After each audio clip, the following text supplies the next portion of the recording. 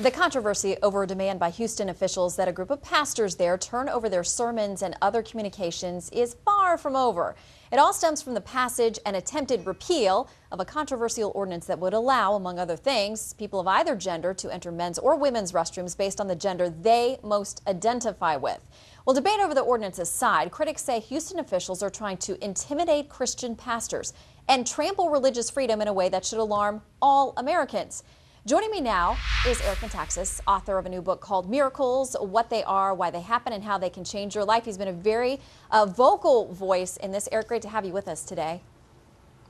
Well, it is great to be here, and if ever there was something for Americans, all Americans, but especially people of faith, to scream and shout about, it's what the Houston mayor did about a week ago. I couldn't actually believe my eyes when I read it on the internet. I said, this has to be a joke. This cannot be happening in America. Everybody needs to be aware that this is serious. Well, and you have written some New York Times bestsellers, among them Bonhoeffer, which details a lot of what was going on in the 1930s. And I know that you have said in this case you see parallels.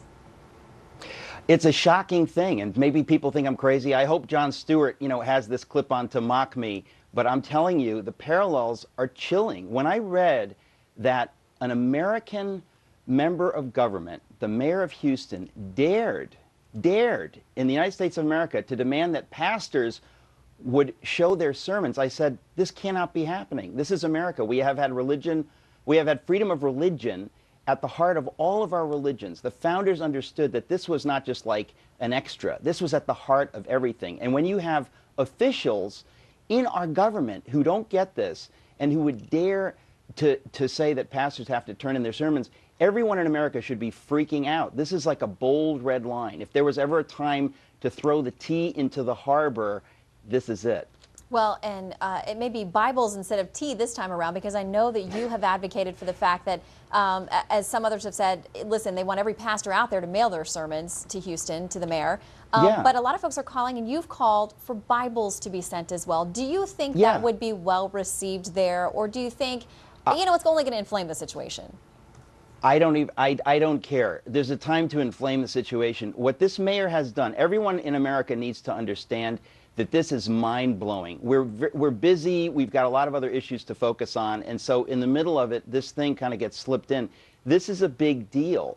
The mayor of Houston, and every mayor in America, every governor, every member of Congress needs to understand that this cannot be tolerated. If we tolerate this kind of abrogation of religious freedom in this nation, all of our liberties will be unraveled. It is that serious. I hate to be the Cassandra. I hate to be sounding incendiary, but this is really that serious. And America needs to wake up. The church especially needs to know that this is a huge trampling of something that the founders said was at the heart of all of our liberties, all of our liberties. So this is a big deal. It is also a big deal. Your new book coming out this week. I want to talk about that too, because we've been asking people to share with us about their miracles, and we've gotten quite a flood of response. It's a book that seems like it has the chance to be potentially uplifting. But what about to people who say, I don't believe in miracles? Would they get something from this book as well? Let me just tell you, I wrote the book for those people. This week, actually, just the other day, I was in Dallas, and I heard from two atheists who'd been given the book by friends, and the atheist response was so positive, I was shocked. I said, this is the best news that I heard all week, because I didn't write this book just for people who believe in miracles. I come at the whole thing open-minded and yet skeptical. I said, in this country, I think we don't really have a healthy conversation about these subjects. We need to have, on the one hand, an open-mindedness. When people are really cynical and when people say, oh, this couldn't even happen, that's childish and irrational. Of course, the most humble answer is, we don't know. But then there are people who are too gullible, who say that, everything's a miracle. I said, we need to have a sober, civil conversation so both sides can come together and talk about, number one, what is a miracle? Why would they happen in some cases and not in other cases? I mean, if my relative dies, why didn't those prayers get answered? Why didn't we have a miracle there? And then you're telling me, God gave you a parking space this morning. I think we need to have those kinds of conversations, and that's what this book is about. The first half is about that. The second half is actual miracle stories from people that I know personally, so I can vouch for their credibility. Some of these stories are so amazing. I said, I can't wait to hear what people think when they read these stories. But these are people I know, so I don't doubt these happened. We're out of time, so we got to leave it there.